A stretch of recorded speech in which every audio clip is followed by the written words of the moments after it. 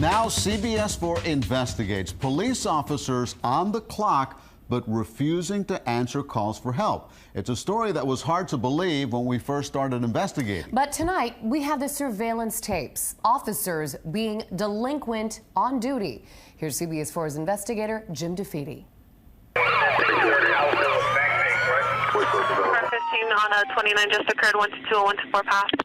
3:46 p.m. in the Kendall district of Miami-Dade County, and an armed robbery is in progress. 15 on a 29 just occurred, 122-124 pass. We don't have anybody out here to take it. The officer offering to respond is nowhere near the crime. It would be better if someone closer handled the call, so the dispatcher takes to the air again with added urgency. Attention all units, a 29 just occurred with a gun, cash taken, subject's a black male wearing a black hoodie, blue jeans. He fled on foot. But there was someone closer, but he had his hands full. Instead of answering the repeated calls, Officer Dario Sakaris was canoodling with a young woman behind the Dayline Mall. As he continues to cuddle and kiss his girlfriend, his fellow officers were slogging their way to the call. Is there anybody on the scene? We're coming from a distance. We're not arrival yet. 18 minutes after the call first came in, units make it to the scene. By then, the suspect is long gone. Another day, another call. This one, a possible disturbance just across the street from the Dayline Mall. But investigators say they once again found Sakaris in the mall parking lot with his girlfriend. These surveillance videos, obtained by CBS 4 News, were taken by the police department's internal affairs unit. IA spent months following the officers assigned to this section of Kendall, secretly videotaping and logging their activities, even using tracking devices on the officers' cars to catalog their movements. And then there's this video, according to the reports, which shows Sakaris and two other members of the squad drinking Cuban coffee at an outdoor restaurant when a call comes in of an infant having a medical emergency. 5-month-old, not alert. Kilo 3106, 341. Kilo 3106 is Sakaris. A high-priority call indeed.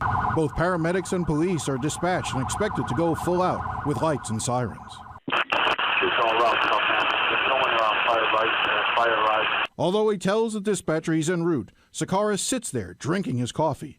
Paramedics will ultimately tend to the baby boy, who will be fine.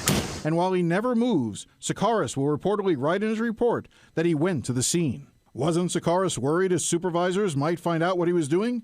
Apparently not, because this is his supervisor, Sergeant Jennifer Gonzalez. Surveillance video shows her going to Kohl's, Target, and Lowe's. Star clerks ever helpful. Internal Affairs say she should have been on the road answering calls or supervising her troops at that time. They also claim she spent hours visiting her parents in Cutler Ridge when she was supposed to be patrolling Kendall. And she, too, has a boyfriend that investigators say she would sometimes rendezvous with while on duty. On this day, Sakaris happened to get into a traffic accident in Coral Gables, causing a fair amount of damage to both vehicles. Civilian vehicle, maybe $500. Mine about $1,500. Okay, which one is it, 1,000 or 500? 1,000. A supervisor is required to investigate. The dispatcher tries raising Sergeant Gonzalez, who supposedly is on a call. In fact, she's with her boyfriend. 3180, how long before you can clear reference to 17? Gonzalez doesn't respond. Is there a supervisor on there?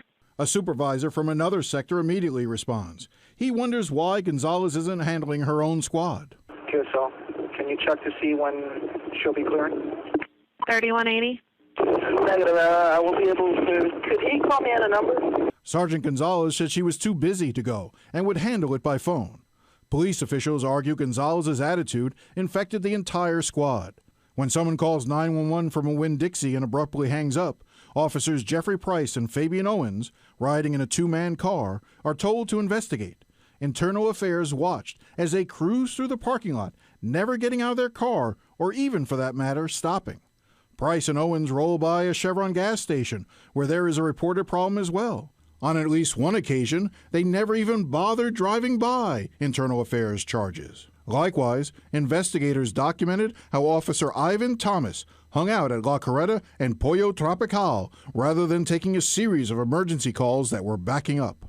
We're talking about falsification of official records.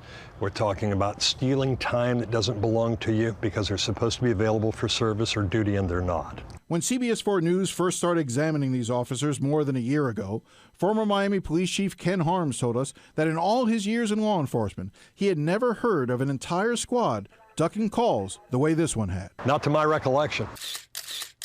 And that's something that certainly, in my view, would be memorable. So what happened to these officers? Well, as we'll explain in greater detail tomorrow, Officers Huerta and Sakaris and Sergeant Gonzalez were fired. The other officers received suspensions. And the ramifications from this event, well, they're still being felt today. Now, Shannon, I should also, and Elliot, I should point out, we tried reaching the officers, and through their spokesman, the PBA, and through their attorneys, they declined our request for an interview. The video is really unbelievable, and some people might say, Jim, that this is criminal in nature. Well, in fact, the Miami-Dade State Attorney's Office was given this case, was asked to review it, but at the end of the day, Catherine Fernandez-Reynolds decided not to prosecute these officers, instead allowing the department to handle it administratively. And some have lost their jobs, so they're trying to get their jobs back? You're right. Some of these officers are trying to get back on the street. All of them are still licensed police officers, and if they don't get their jobs back in Miami-Dade, they could end up in a department near you. We'll look forward to your story tomorrow. Thank you. Jim. Well,